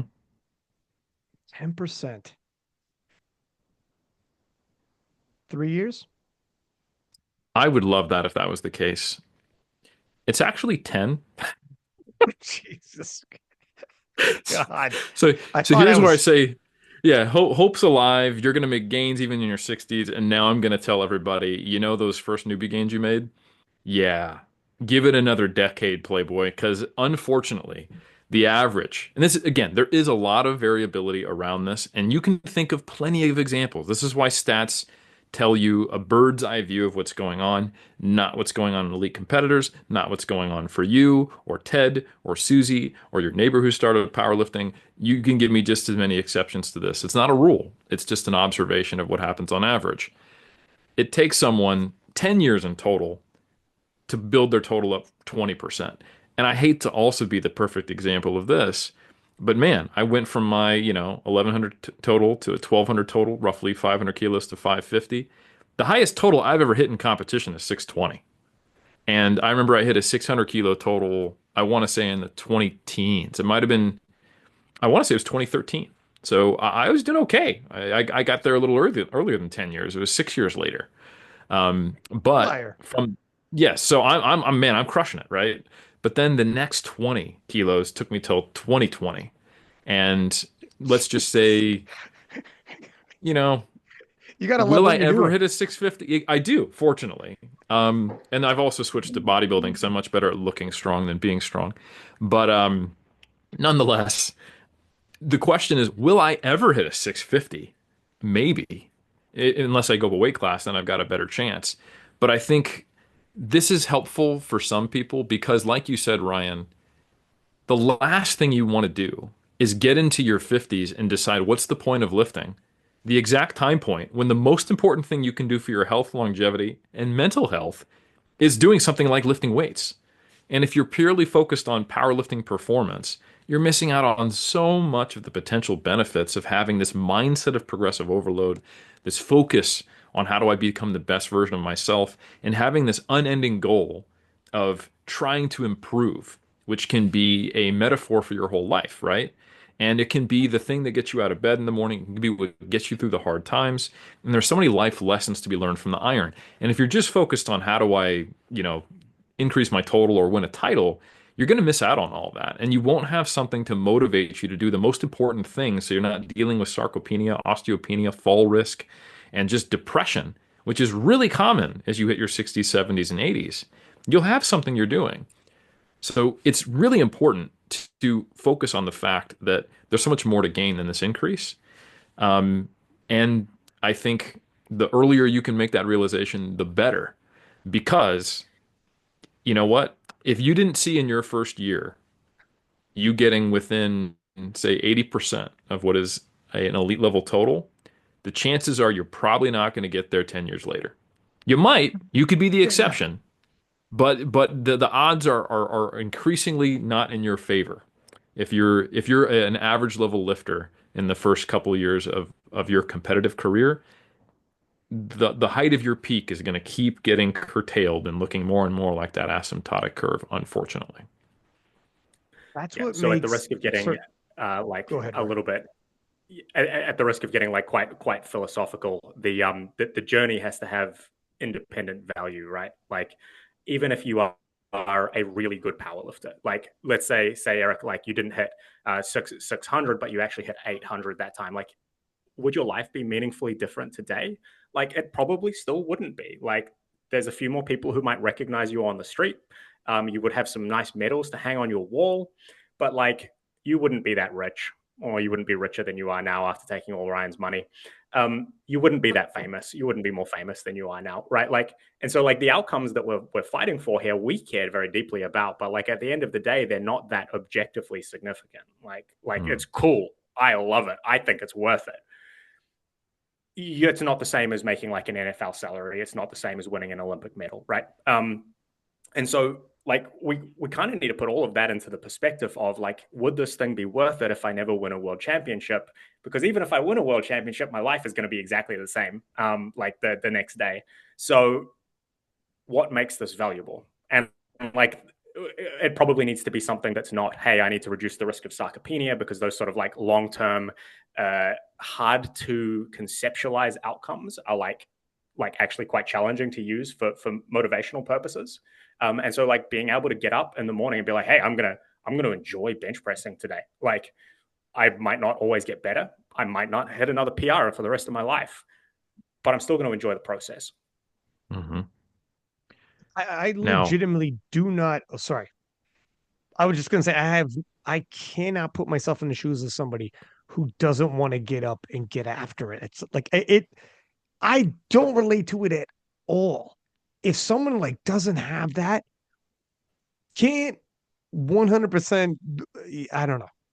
I don't know what to tell you, but I absolutely adore the process. But go ahead, Eric. so this was not a study I planned on talking about, but I think it might be a really good way to finish because I know a lot of people listen to King of the Lifts to listen to the mentalities of elite level lifters, and they think it's something to emulate if they want to get to their peak. And I would put forth that actually being in the position where you're winning medals, placing at a high level, and getting rewarded externally makes it harder to sustain that level of performance. And I know that sounds paradoxical, Hmm. but there's some really interesting psychological research that was done in an era where it was easier to get ethics approval. Because when I tell you the design of this study, you're going to think, how is that allowed? So there is some fantastic research that goes back into the 70s. I think it was by Fishbach and Choi, where it's literally titled something like "Undermining the Motivations of Children" or something like that. And what they did And this is part of a body of research that looks at process versus outcome oriented goals and the locus of control and focus that you give it. Okay. So it's a classic study by Fishbach and Choi, if I'm recalling correctly. I don't have it in front of me, so someone can correct me if I'm wrong on the internet, as they often do. They took kindergartners, or I think they might have even been preschoolers, but they're very young, talking 4 to 6. And they went in and they split them into 3 observational groups. So they took all these kids who, during their break, during like snack time, decided that they want to draw in color. So they're drawing, right? And they took some of them and they just observed them and they decided they were going to rank their drawings and give them an award, like stickers and prizes based upon their drawing and the time spent drawing. So you drew the most out of that group. Guess what? You got a reward. But they didn't know that was going to happen. They just got the reward later. Awesome. Thanks for the sticker. Another group was just the controls, which you need to see how it compares to what would be the normal time course of how much this kid likes to draw. They got nothing. They were just observed and they tracked how long did these kids draw before and after the measurement period. But the final group, they told them, hey, boys and girls, guess what? Whoever draws the most, you're going to get a reward and you're going to get the stickers. Okay. And what they found was that the rates of participation in drawing and the amount of time they spent drawing didn't change in the group that got rewarded without knowing that they're going to get a reward, nor in the control group. But in the group that was told, you're going to get a reward for drawing, they saw a marked drop off after the awards were given in how much they kept drawing. Meaning that simply by turning it into something that they were competing in and that they were trying to get an external reward for, rather than doing it for the love of drawing, because these are 4-year-olds, once it became a competition, once it became a external reward, they lost the internal motivation to keep doing it. And I see this, unfortunately, as a coach, because I've been coaching now for 2 decades or close to it. I see this happen all the time when people start getting into competitive powerlifting. Very few people outside of Texas do powerlifting in high school. It's not like a rec league sport or a high school sport. We're talking about adults who are lifting weights already for some reason because they liked it. They like training for strength, who then decided, you know what, let me put on this weird looking singlet and enter this meet that I heard about from a friend in this niche sport and compete. But then 10 years later, they start getting down on themselves. I'm not the state champion. I'm not improving my total as much. I think this might hurt my back, but screw it. I'm going to keep doing it. They start making very different decisions than they would have made when they were lifting for the love of the iron than lifting to improve in the sport. You get people who can't even sniff a national qualification, cutting 5 kilos and spitting in a cup and risking heat exhaustion, right? You get people, figuring out, are these knee sleeves legal? Like, can I get another 2.5 out of this? That type of thing. Or let me flirt with like a Japanese grip that might get me red lighted, or how much can I get out of this type of deal? Or let me try daily 1 RM maxing. Doing all these things that are very much focused on milking everything out of their competition performance. And that is all fine and good. Don't get me wrong. I love me some high performance sport. But external motivation is only a good thing. It's only a cherry on the top of that cake and an additional positive outcome if it's not subverting your own internal love of the game. And we have seen very notable examples of, Ryan, you interviewing athletes who have spoken about this. Jonathan Keiko was ready to retire because he was in pain. He didn't care. He didn't love it. Why am I doing this, right? Mm. You've had some other notable lifters who, if they had won, they would have retired because that was it. That was the main juice they were going to get out of it. And ironically, losing brought them back down to focusing on the work itself and the process. And, Jonathan Keiko, to his credit, I don't want to put words in his mouth, but listening to the last interview, him coming back was for the love of it. He was like, I need to enjoy this. I need to focus on the process. I need to be present. I can't just always be trying to get some external reward. I'm going to run out of motivation. And I see that as almost like this caustic fuel that you put in your gas tank. You can put it in there with some cleaning agents. You can put it in a healthy gas tank and you can, maybe swap it out every once in a while. But you can't only be driving off of that. In my opinion, and based upon the data and based upon my experience as a coach, it is the athletes who are going to be lifting even if it was an I Am Legend situation. Like, okay, I need to figure out a way to block off all the zombies from getting in here. I got my guns, I got the traps, I got my armored car that I stole, but I've also got my gym. And it doesn't matter that I'm the only person on the planet. I'm going to keep lifting because I love lifting.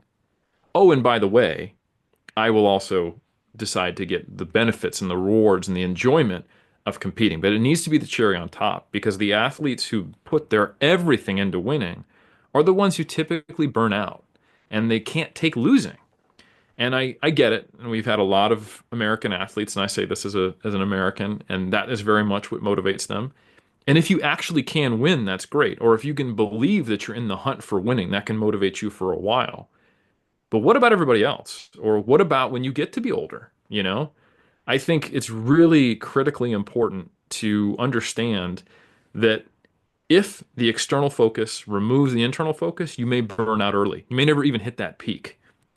And the final thing I'll say, based upon another study, Ryan, is that actually focusing on the outcome might be subverting your ability to achieve it.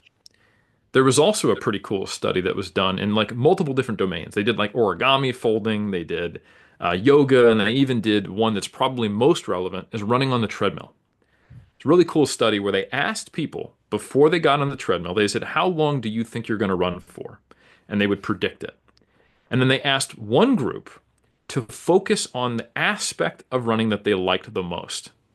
What element of this, like, is it the way makes you feel? Is it the wind under your feet, wind in your face? Is it just the hard work? What makes you enjoy the process of running the most? And I want you to focus on that exclusively while you run.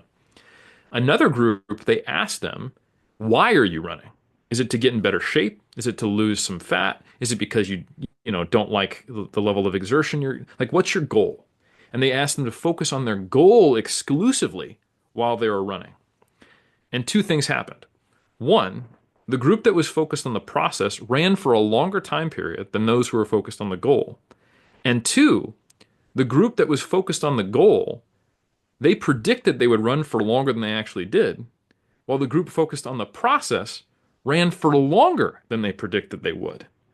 Because they were in the moment, they were in the zone, they were enjoying the process of running because that's what they were focused on.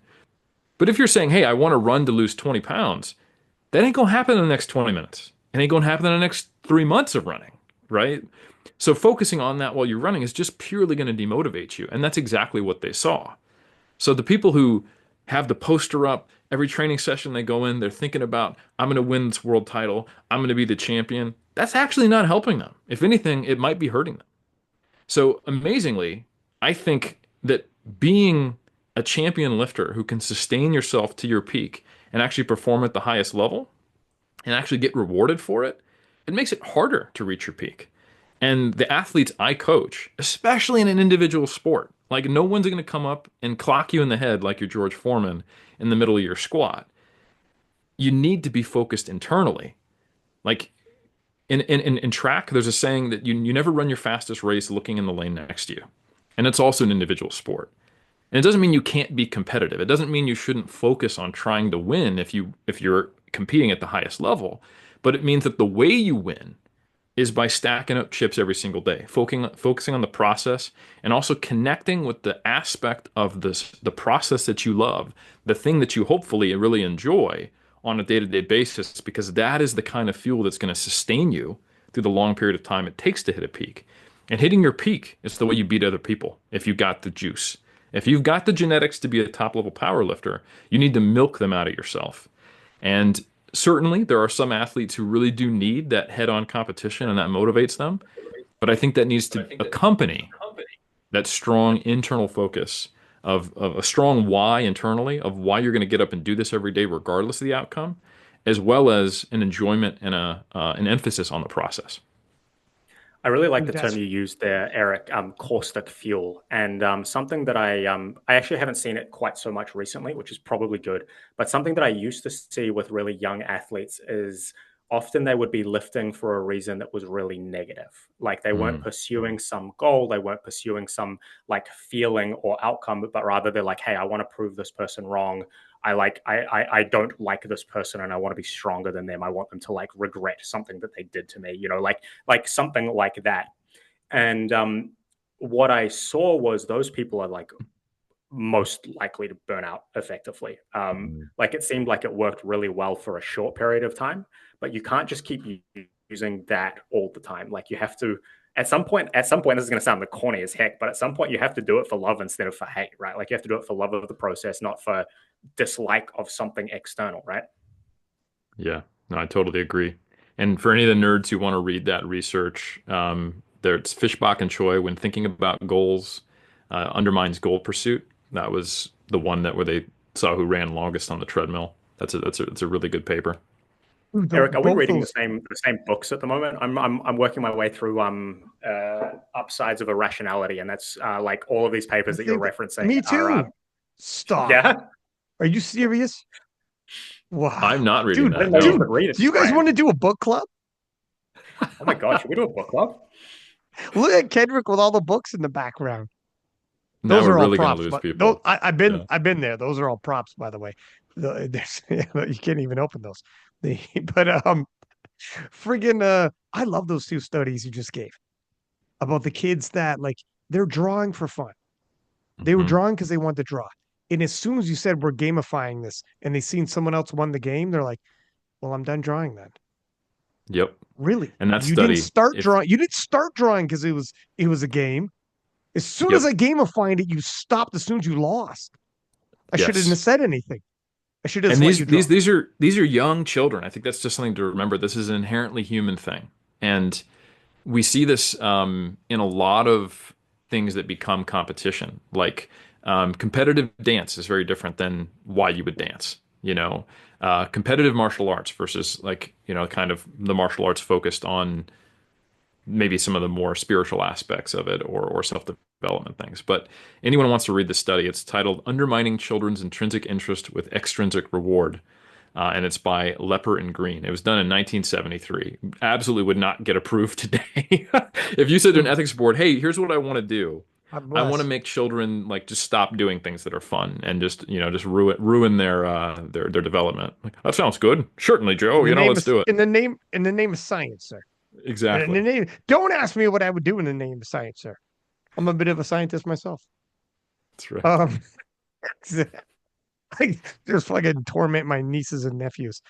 Kendrick, what are you thinking about these studies, man? I think that whole like theories of motivation, self-determination theory, uh, it ties very much into that, and I think this applies also to beyond the exercise science field.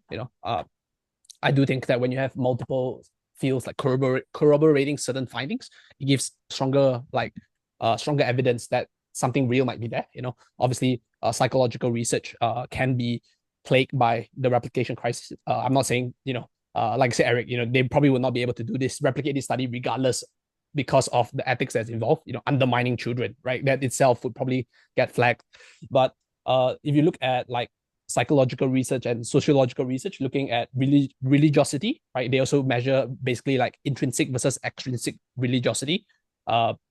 People who, I mean, very simply put it, intrinsic religiosity are those who actually make whatever religion as part of their like core of their life, whereas extrinsic religiosity, you simply use it as a means to an end, whether that's doing it for certain reasons, for tradition, pleasing their parents, or as a means to an end to be in a social group. The benefits that comes with quote unquote religiosity are only found in intrinsic religiosity. So like happier, like long-term relationships, is highly correlated to intrinsic religiosity, but not in extrinsic religiosity. Negative correlation. So negative correlation meaning that as intrinsic religiosity increase, right? Like the use of like addictive substance like nicotine and cannabis actually goes down as well, but they don't see that correlation in extrinsic religiosity. So I think like a lot of these studies, well, looking at the sociological aspect, right? Even things like altruism, right? People who are intrinsically really more religious tend to be more charitable compared to those who are extrinsically religious. So like a lot of these benefits that comes along with certain things, I think that you need to actually, like Rory said, do it for the love of it, whether that's lifting your work, or whether it's like believing in certain religion or a certain deity out there. So I think if you look at multiple like fields, it tends to corroborate certain like psychological findings. And yeah, I think those studies has a lot to say on how people kind of like orientate themselves. That is also a reason why I do believe that sometimes focusing, this is not a knock on you, Ryan, but if they only follow you on King of the Lifts, and they just like, oh, I have to beat this next person because Ryan just posted that. My goal is to get reposted by uh Ryan, then their career, their lifting career might be a little bit shorter compared to be like, oh yeah, cool, I really enjoy what I like, and maybe one day Ryan will repost me, and then if he does, great. But Kedric, if not, we should that's do a fine as study well. Yep. on like the relationship between how many King of the Lift episodes you listen to and then how often you get hurt and when do you burn out from the sport. Because I think there'd be a pretty strong relationship there. That's my Correlation. prediction. Yeah. Correlation, not causation, So but That's right. yeah. Yeah, but I think like a lot of these like studies, Eric, as you mentioned, I think they all like line up quite well with other fields of research, and that gives us, like I said, a lot of these, like say, are correlations, but it gives us stronger confidence that there's something real going on rather than random noise, Yep. and I think that's important, for people to kind of understand that as well, and I think a lot of times when you watch movies, they be like, sometimes you just need to go back to the reason why you started, right? They say And that all that the is the time, and it's true. cliche. Yeah, you're Yeah, right go back to though. the reason why you started. Like that is the movie plot. Sometimes give you like a motivational speech, and usually they get better after that. But I do think that there's some element of truth to that. But I think that, like I said, it takes like a genuine reflection on what are the reasons why it started. And yeah, like for example, look at Chell. He's still in the sport. He doesn't have to be in the Hmm. sport. But he said he just loves powerlifting. Like uh, it's so funny because I just whenever we talk about Chell, you just say that maybe Chell loves powerlifting so much because he actually has less pain lifting than actually when he compared to when he walks. So maybe that's why he loves lifting. So because people be like, why is Chell walking so slow to the platforms? Like he's not intentionally walking slow. That's just how he walks, So, uh, yeah, and things like that, right? So I think that genuine love is the thing that's keeping him in the sport. Because at the end of the day, back, if you look at when Chell started lifting, we really cannot like envision what the trajectory of powerlifting would be. I don't think anyone, Chell himself, would predict that he would win Sheffield, and celebrate it at pulling off such a feat. But that love of his sport kept him in here. He could have easily stopped powerlifting when he lost to Taylor, right? And he like Taylor could easily stop powerlifting as well. He didn't have to go up to the 83 kilo class. Like I think all of this kind of stuff is just very very like important factors to consider. And I also think that these are also certain, like I think going back to the scientific studies, there are also certain limitations where those people who are in the sport for 10 years, right, are those that are still within the sport, right? Obviously there's a huge like small people that it's just selection bias, right? You just select a certain group because of the time frame, and those that drop out earlier, potentially, like for example, like where's Jesse Norris, like where's Jesse Norris, where's Josh Hancock, where are all these people, where's Brad Gibbs right now, right? I'm not saying that they can achieve more, but there are people who has been in the sport, even though they are not completely at the pinnacle all the time, and that's a big reason why I'm very maybe this is my sense of nostalgia, but when I see like the OG lifters, taking a shot trying to go back to Worlds, it makes me feel a bit warm inside. Like for example, Heather Connor this year, right? Going back to Worlds. Taylor, trying to put up his best to go back to Worlds, right? Chell obviously still trying to perform at his best at Worlds, and obviously Ray Williams stringing his best meet that he had in a very, very long time at PA Nats. It wasn't his best, but those people coming back trying to put up that a good total, right? For the love of the sport, I think that is quite, as a fan of the sport, right, and as a coach as well, and someone who works with both lifters who are past the 30 age, 30-year-old range versus a lot of like up and coming junior lifters where they realize, oh, cool, I need to take care of my nutrition more, right?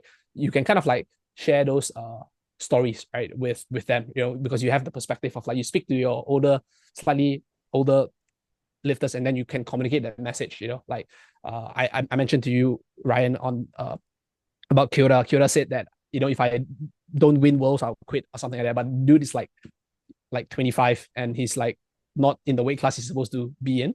And I would tell him messages about as much as I can, or as much as Google Translate accurately translate the message. It's like, look at Chell, look at Taylor, right? All this, and I know that Kyoto looks up to Taylor. Said like all of these lifters that you admire, they're still on like quote unquote the comeback. So that kind of like allows. I think that allowed Kyoto to stay on the path, and he still holds the second highest 66 total, right? Because I don't think anyone has hit 725, besides Chell, right?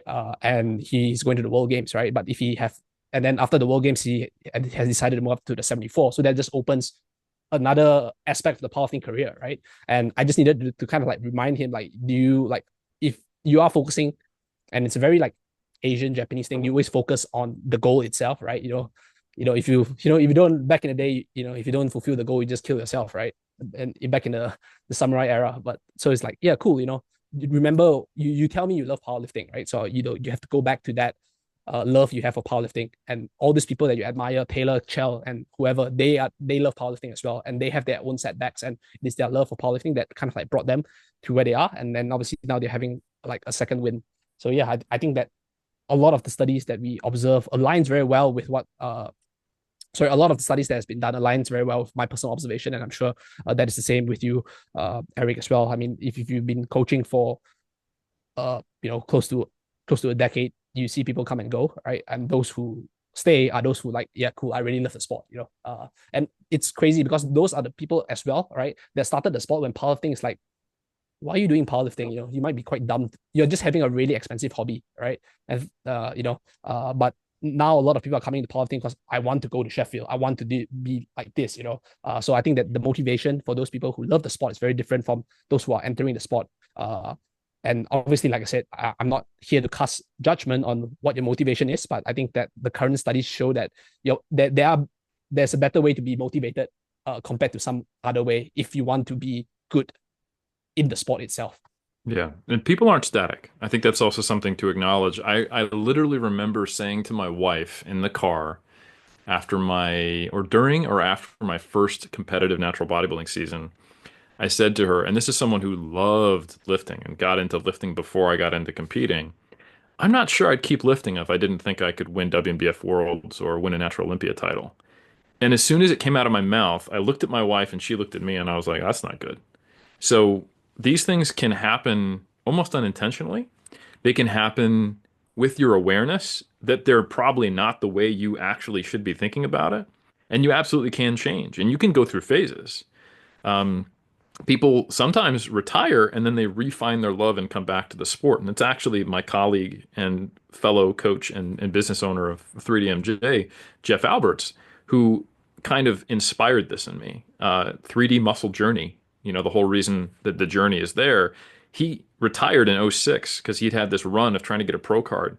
And then he came back at 38 in 2009 just for the love of the game. And he won 2 pro cards, and that was his best season to that date when he was not focused on winning. And it was a fantastic example for me as a young man. I was able to kind of reverse course on that perspective. And I don't know if you guys have seen the 6-part documentary on Philly boxer of much acclaim, Rocky Balboa. It's an excellent true story of a hero's journey through a whole career of boxing. And he goes through this. He gets a little too focused on the fame of being the heavyweight world champion. He ends up, losing his partner. He's living by himself in a mansion. He loses his boxing partner and also former heavyweight world champion. And he ends up having to train alone in this cabin in Russia. And the reason why he's able to do it is this connection to the community, which is part of self-determination theory. That is having that support, bigger purpose, and also that intrinsic focus. He's out there chopping wood and crawling through the snow. It's an excellent documentary that I recommend anyone to check out, and it was filmed over the course of 20 years. He comes back and even competes as a what would be like an M2 competitor, And then he goes, I think I finally satisfied that in me. And then he goes on to coach. And it's a beautiful story. It's Remarkable. still going on. So yeah, I don't know Never if you heard guys of have it. seen that. Definitely Never check heard it of it. out. I think it's top tier cinema, documentary cinema, of course. Gotcha. No, absolutely. I'll check that out. Thank you. Rory, you look like you're going to say something. Yeah, I actually just like to share a personal anecdote, which sort of puts together a couple of Eric's points from earlier. Um, I have a really severe back injury, like really severe. My bottom couple of discs, instead of being like cushiony and keeping my vertebrae apart from each other, are almost completely flat. I've got like effectively bone grinding on bone at the bottom of my spine, and I've got arthritis in all of the facet joints in the bottom part of my spine. Not saying this to engender sympathy, although I will say it really fucking hurts sometimes. But I have had a number of, and as a result of this, I don't squat and deadlift very often. I still do it because I still enjoy it, but I don't do it very often. And so I spend a lot of time benching, not because I especially love bench compared to the other lifts, but because that's the one that I can do without a significant amount of pain. And I have had probably 3 or 4 people in the last 12 months say, hey, look, if I was in your position, like, what are you still doing here? If I was in your position, I would have left a long time ago. And like, I get it. It's like that's like it's unpleasant. I totally get it. But that's to the point about the internal locus, right? Like, am I ever going to be a world champion powerlifter? No. Like that is just not a realistic thing that is on the table. Not as a masters lifter, certainly not as an open lifter. Even if my back was magically fixed tomorrow, like I've lost a lot of training time that's just going to massively impact that in like an irrecoverable way. That's okay though, because I'm enjoying being here. I'm still getting stronger on the things that I can do. I still enjoy being part of the community. That doesn't mean that every day is fantastic or that you're going to feel like fiery and motivated every day, right? Like that's not really how motivation works. But it does mean that I'm in the gym 4 days a week, sort of regardless. I'm still showing up. I'm still showing up at meets. I'm helping out at meets, even meets that I don't have athletes in as a coach. I'm still showing up and sort of being part of the community. And that's like a realistic example of what that can look like, even if you are not able to be competitive the way that you would like to be. Even though when I was younger, I was very externally driven and did have sort of eyes set very high in terms of performance. Isn't that Yeah. crazy? Like you are a huge part of this community. And like most people would agree on that. And it's wild. Like your backstory. People literally for sure, there are so many people who be in your shoes and be like, what kind of benefit could I get from this? And they would have inadvertently, without knowing, closed the door on all the experiences you've had. Yep. How many freaking times have I seen you at international events all over the world? You've been a part of massive showdowns, all the conversations we've had on this podcast with so many different people all over the world. Like to have these, it's powerlifting, it's weightlifting, and the conversations we have. It's I wouldn't trade it for the world. Are you kidding me? Some of it's the Yeah. in the hangs at events. We've all hung out with all of you gentlemen at events, just hanging out at all of these different events. We are the lucky ones, huh? And Absolutely. if you would have just gave that up, some people would have. Some people would have been so short-sighted if they were in your shoes. They'd be like, "Why? Why am I sticking around?" And it's like you are incredibly short-sighted and have no. I'm not going to do nothing with this. And look at the experiences and life you've lived, Rory, in this community that's all about weightlifting. It's Yeah. nuts. Yeah. Human I wouldn't give it motivation. up for anything. Absolutely not. I mean, yeah, I think I think I can speak for all of us to say that none of us are champion powerlifters, but all of us feel a sense of contribution and fulfillment from our engagement with powerlifting, whether that's as a commentator, competitor, coach, or some combination of those. Um, and there is a pretty robust theory of human motivation that Kedric brought up earlier called self-determination theory. And it is, when I say robust, I mean that it has not been disproven. And it seems to be cross-cultural and also cross-generational. So it seems to be something relatively intrinsic to society and humanity. And self-determination theory is made up of three components: autonomy, competence, and relatedness. And to put those into more modern, simple terminology, it's feeling that you are in control of your own destiny, that you get to choose the direction of your own life, autonomy. Competence, feeling that at whatever level you're at, it's kind of like self-efficacy. You can get better at what you're doing, and you have the opportunity to display that. And then relatedness, being understood by other people and having a community that you're a part of or can contribute to. Notice that there's not a fourth one that says like whooping people's ass and bringing the heat, or something like that. And maybe for Americans that needs to be there. But now, obviously, if you win a world title, you're going to get a strong sense of competence.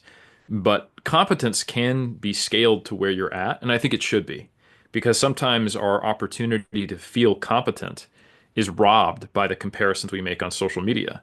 So, from a coaching perspective, when I'm working with an athlete, what I try to get them to focus on, especially in individual sport, right, which is all that I coach, is being better. And this is kind of like the first foot in the door. So what often happens is I'll get an athlete who's working with me and they're super, super focused on winning. And I know that that can be a net negative on their overall participation, enjoyment, fulfillment, the lessons that they learn from outside of just the very narrow thing of the weight room and being able to become a better and more, a human who gets to participate in this and get all the benefits we got, even though we're not world champions. I need to expand what they see as the potential benefits of participating in powerlifting. And if they love lifting and they love competing, it needs to be more than I'm going to be a world champion. Because even if you do hit that world champion status, as we've seen from various examples, you don't get to be the champ forever. And even sometimes winning just kind of loses its magic if you've done it more than once, or if it comes with pain, or if it, all these other things that go along with it, right? So the first step, I kind of wedge my foot in the door of their highly competitive drive, and I go, you know what? When you're focused only on winning, you're kind of giving power over to external factors that you can't control. Why don't we just focus on you being the best version of yourself? Because if you're good enough, if you beat your prior total, you'll beat everybody else too. And let me worry about, attempt selection on your third deadlift, and I got you. We'll beat somebody, okay? Because we are going to compete. Don't worry. But the reality is that even that, as we talked about, for all these social cultural reasons, injury reasons, age, just life burnout, you're eventually going to hit your last PR, and you will start coming down the other side of the slope, even if you stay in the game forever. Or maybe you can't even squat and deadlift anymore, and you just need to focus on bench. But you want it to still be something that's part of your life and get the benefits out of it. At a certain point, and this, if you talk to masters lifters about their mindset, and I can say that as a masters lifter about what they're doing, all you can do, and if you really think about it, all you ever could do is be the best version of yourself right now. Even if there used to be some version of you 10 years ago who was stronger, that's gone. That literally does not exist in the universe anymore. You're not even the same actual person. You have completely new cell turnover from 10 years ago as to who you were then. All you can do is be the strongest version of yourself right now. And if you are blessed enough that that is a greater total than you previously had, awesome. You're still heading up that peak. But I think the masters lifters who compete, they're thinking, can I do the thing still? When game day comes and when they say squat, can I hit depth and can I lift the heaviest load that this body is capable of today, regardless of what's happened previously? Can I peak on this day relative to my peak right now? Can I still execute a taper? Can I make weight? Can I lift to standard? Can I achieve excellence relative to what I'm capable of, not relative to anybody else? And that's how I know that I'm the best version of myself. And that can be a metaphor for their entire life. So that's what I eventually try to get an athlete to, but it often takes many, many steps, especially if they are a highly, highly competitive person. And I'm not trying to remove that competitiveness. I just want to make sure that they got a solid foundation underneath it of focusing on the process, being the best version of themselves, and focusing on improvement. And it can take years to get there. And some, frankly, never do get there.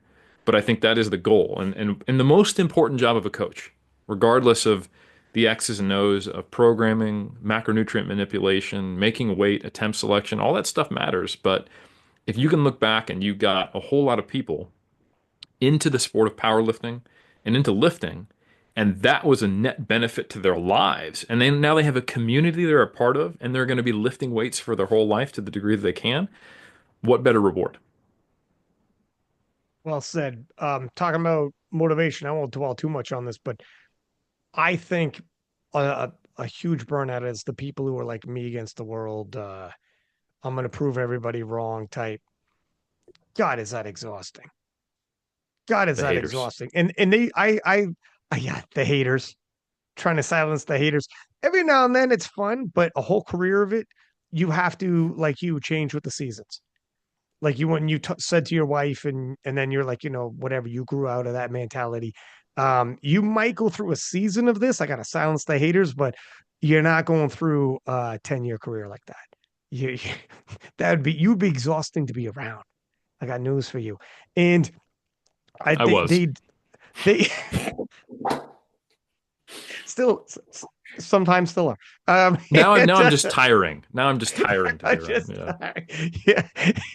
And and I remember I was looking at where did I see this? They did a study and they said the people who ranked the lowest were those who identified as a victim of something. When you tell yourself you're a victim, you're the lowest of happiness and joy. When you identify like that.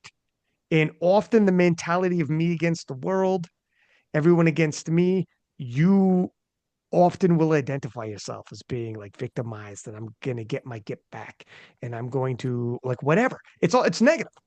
It's negative and can you believe what they did to me? You can believe what he said about me or whatever it is. You create enemies that that guy has is like, what the shit? He has no idea that you whatever. You And are I took that and we all personally, Ryan. yeah, yeah. What that I took that personally situation. And you have no like you have no idea how that can impact you as a person if you start going down that pathway and people around you. You could be miserable to be around. Even Michael Jordan said, and he would do these kind of things. Head games said, "You think you want to be like me? You don't. You don't." And I believe him. I believe him. That the happiest guy in the room isn't the richest guy in the room, and all that noise. We're getting deep as No. shit right now, though, huh? I But will because you brought up identity, I will say my last bit of science nerdy stuff and then leave it. To Kedric's point, there is probably some truth when you see a whole bunch of different lines of research on different topics coming to similar conclusions. And another really interesting one is the research, like you said, Ryan, on identity, specifically athletic identity. And there is a great deal of research around what Rory brought up, injury, which unfortunately is something that will happen. It's a matter of degree, severity, frequency, and how you react to it. Not something that might happen for 99% of us if we have a long athletic career. Athletic identity, how strongly you identify as your identity of who I am as an athlete, to the exclusion of other things, that predicts how poorly it will go for you based upon if you get injured. The stronger someone's athletic identity score, which is very common in very high level competitors and highly competitive people because they're putting their all into this. They have to they put the blinders on. The only thing they're focused on is that W. The stronger your athletic identity, the worse the depression is, and the more likelihood negative things are going to happen, and a lower likelihood of having a successful return to sport is predicted by a higher athletic identity. Because guess what? If you are the football star and that's all you are and that's all you ever have been or want to be or the only way you can see yourself, an ACL tear isn't just the loss of a potential full ride scholarship. Oh man, the loss of a potential shot at the NFL. It's the loss of you. It's the mm, loss of who you are. Who am I is the question now, not shit, maybe I should start paying attention in chemistry and let me think of something else I can do. But I have self-worth regardless of my ability to play football. That's all good. So when you are, Eric Helms the bodybuilder or Eric Helms the powerlifter, and you lose the ability to powerlift or bodybuild, you lose the ability to be you. You now have to go through an existential crisis on top of rehabbing your knee. There is so much more meaning and narrative that is going to make it very difficult. And some people never crawl out of that depression, unfortunately. I've seen it happen. So I think, one of my other good friends and colleagues and one of my other 3D Muscle Journey coaches, Alberto Nunez, he describes the role of the coach as helping athletes diversify their happiness portfolio, which I think is mm, an amazing quote because we just don't know what curveballs life will throw us.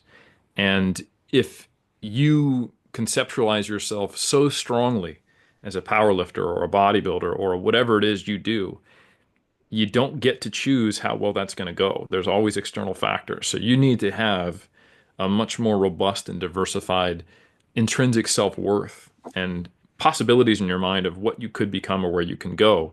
So that when, unfortunately, as it often happens in life, something is taken from you and you don't have the ability to change that, you still get to exist and find a way forward.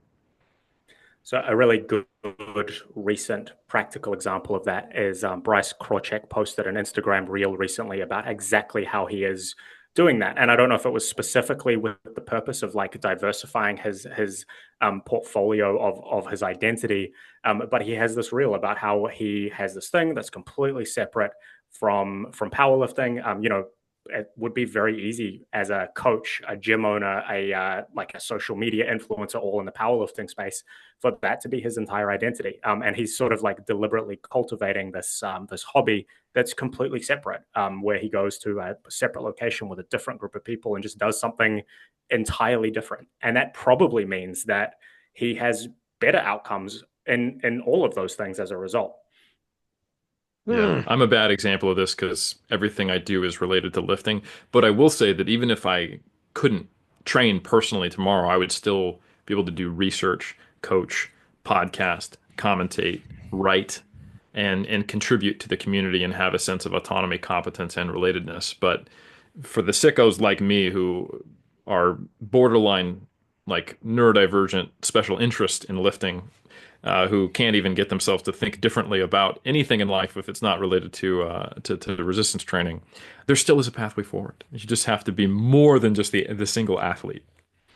Dude, I absolutely love lifting weights. I haven't competed never, but I can't imagine a world where I don't lift weights, and that really would rattle me. Like I think I Be lifted tough. weights when I was a kid, and I had no idea what I was doing, and I think I'll lift weights until the day I die. But whatever that looks like. Friggin' Ronda Rousey, UFC champ, she said openly when she lost the Yep. title, she thought about committing suicide. That is She's like, actually an "Who am I?" example that I was literally thinking about it as I was talking. Because man, that L was a huge devastating factor for her life, and I wouldn't be surprised if she didn't have a really high athletic identity. Another really good example of what this can look like and how it can change. If anyone hasn't seen Christopher Reeve's documentary about Oh, his life, this is the guy who played Superman, and he identified as Superman. It was his first breakout role. I am Superman in the 80s. Kids in the streets, megastar within days, and then a very short time later becomes a quadriplegic, paralyzed from the neck down. And now Superman is in a wheelchair and can't breathe on his own. Imagine what it took for him to come around from that. And the documentary shows that he was able to, and it wasn't an easy process. And he went through very, very, very dark days. And I think, oh, man, as much as I connect and love lifting, just like you, Ryan, I think okay, if I got in a car accident and like I was paralyzed from the waist down, okay, I'm still benching, I'll figure it out. But man, if I could not move any part of my body, how would I make it in life? And I think that's not an easy task to you don't even want to think about it, right? Like I don't want to spend the time doing that. That sounds terrible, even just thinking about it, let alone I still experiencing it. commentate in podcasts. Yeah, you Tell can some funny, commentate. Yeah, still tell some funny jokes. Tell some good stories. Can I have a yeah, couple cocktails on the weekend if I work hard Monday to Friday? absolutely. See, that's Come exactly it. on, man. That's Playboy. exactly it. Couple virtual reality you set on we'd my still fat be head. okay. We We're would still going, be okay we're because going to be all right. we got the community, We we got got the each other. podcast. That's right. That's right. Yeah, all right. Well, listen, what better way to end it on that note, dude? This is a phenomenal. These discussions are amazing. I love all of our different personalities, how we kick things in, how patient Kedric is, but if you throw him that goddamn ball, he's going to give you 50 yards every time. He'll give you 50 yards every time. I love this the dynamic group we have, the conversations we have, and we got to do more of these, man. We got it. Well, the We got a lawyer says winning you have formula to. over here. I'm just selling. My Yep. lawyer's like behind the camera right now, going, "Give me, keep more, keep more." We got. He goes, six more. Contracted for 6. Yeah. Yeah. Only counts God. if it's I two go, how hours. many? I go, fucking six. Jesus. I don't know if we got 6 in us. I go, but I can't, but I'm excited and I can't wait though. I look back into the camera. Yep, Ryan. But I guess listen, like fellas, go ahead, Kedric. nah, I'll just throw the ball another 5 yards just to kind of top it out. I mean, I've been listening to the conversation, between you and Eric talking about like seasons, and kind of like I think trends in lifting, they come and go, right? I hope, I wish SBD and Sheffield all the best that this continues to go on. But what what in the hypothetical universe if like Sheffield no longer becomes the thing that people strive towards to, and if someone, for example, right, I think a clear example was the first Sheffield that was cancelled uh due to COVID, right? And I think that at one point a lot of people were striving to go, make Sheffield like the end goal. And when you talk about seasons, Eric, in your bodybuilding career as well, I think there's this quote that came to me that it's a quote by like an American Catholic bishop saying that if you marry the spirit of your age, you will be a widow in the next, right? So it's like, what if people marry like the current trend, right? And they just like invest everything into that trend, they'll probably like be a widow in the next, because the trend, it comes and goes so quick, right? And the reason why, like a bunch of us, right, Rory, I mean, I speak to you quite frequently about your back, and I can personally like testify towards the amount of different treatments that you are giving a shot, some that doesn't work, but you just like, I really want to get back to lifting, even this can help me like 5%, I'll try it. I can personally testify to that because we have had personal conversations on that front, right? And I mean, like, so Eric, when you first kind of like spoke about like the whole, I think I can't remember when, but one of our early like PhD talks, you talk about like identity, Eric the bodybuilder, or whoever the powerlifter, but and then solely basing your identity on that. So I think like a lot of the things that all of you have shared here is just true, right? You're not just making things up on the fly, because and I think be for those like listeners out there that want to stay in the sport for a longer period of time, I think that you kind of like have to ask the question, what is that thing that drives you? Because to be honest, like the thing that drives you, Rory, Eric and myself, and even you, Ryan, like it's all different, right? I mean, for Ryan, you're like there's I remember you would say like there's a day where I cannot like miss my steps, right? I would always like get my steps, right? I would buy my squishy shoes and get my steps in, right? And I mean, that those are things that you have kind of like, and you're doing that for a specific reason, right? And I think everybody has that different reason, and people have to like, sometimes the deep digging is like not fun, but I think that's pretty crucial. Yeah, man. You know what, guys? I never would have thought we would have got deep like this, talking about like stats and science. Holy fudge, here we are, huh? Thank you for getting a shout out to my squishy shoes. I literally got someone hit me up a week ago asking for which I just listened to show podcast. Where do I get those shoes? I swear to God, they got to give me a promo code because I'm getting sick of people jumping in my DMs. That podcast is getting old now, and I still got people coming at me. So thank you with my squishy shoes. It makes me sound like a big kid, but I'm fine with it. I'm fine with it. All right, fellas. Thank you for joining, and let's keep our group chat going. We're gonna do this again. We'll pick another topic. Eric, you are crazy well researched. Like you just cite freaking. You're really good at this, huh? But um, bless. I'm so grateful to have you guys on this podcast and that we found this, and that we're gonna make this a series. So, anyways, everybody listening, as per usual, please do subscribe, give us high ratings, and until next time, six pack Lapadat, 6 up, and we are out.